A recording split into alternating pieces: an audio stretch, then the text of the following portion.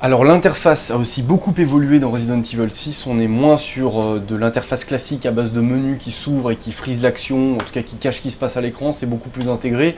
Là je vais vous montrer, je peux continuer à me déplacer hein, en ouvrant le menu et simplement choisir avec le deuxième stick les items avec lesquels je veux interagir. Alors là par exemple on a toujours les éternelles herbes, hein, c'est un des éléments, c'est une des icônes hein, de Resident Evil. Alors l'herbe qu'on peut donc évidemment toujours combiner, et une fois que la combinaison est faite, on l'assigne simplement à un menu rapide qui se trouve en bas à droite. Vous voyez que j'ai des carrés, là j'en ai 3 qui sont consommés sur 6, c'est ma vie. Je peux décider, avec les comprimés que j'ai créés via les herbes, de recharger un seul carré, ou tout d'un coup, par exemple là il me reste 2 carrés à régénérer, et bien je fais 2 pressions sur la touche, tac, il prend 2 gélules, et voilà. Donc ça permet un petit peu voilà, de moduler, est-ce qu'on veut tout de suite regagner sa vie entièrement, ou on n'en a pas besoin de tant que ça, donc voilà.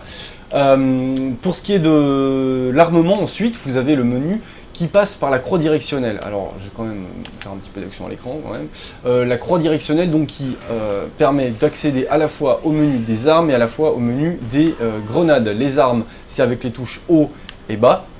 Voilà, les grenades, tout ça. Vous avez même le spray d'ailleurs qui s'utilise maintenant comme une arme. Il faut le dégainer pour pouvoir se l'appliquer. Et puis les armes, donc flingues, mitrailleuses, couteaux, etc. sont sur les touches de côté. Voilà, donc c'est plutôt bien intégré. Moi je trouve pas ça très ergonomique. Enfin, on finit par s'y familiariser, hein, mais c'est pas nécessairement ce qu'il y a de plus simple à comprendre dans l'immédiat. Voilà, donc je ne sais pas si ce sera pareil pour vous, mais en tout cas ça a le mérite de rafraîchir un petit peu la formule, d'apporter un petit peu de modernité au menu de Resident Evil qui commençait un petit peu à dater.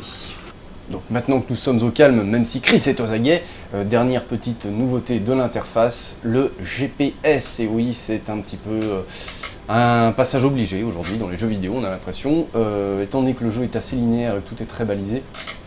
Vous pouvez accéder à cette espèce de GPS, ici, vous voyez, qui vous permet de très grossièrement vous indiquer le chemin à suivre pour atteindre votre prochain objectif, sachant que de toute manière, de base, le jeu offre des indications constantes à l'écran que vous pouvez heureusement virer tout simplement de l'image ou vous les remettre si ça vous chante, mais si vous voulez jouer un petit peu plus à l'ancienne, vous pouvez ici activer ou désactiver les indications à l'écran. Voilà, avec un menu toujours aussi bien pensé.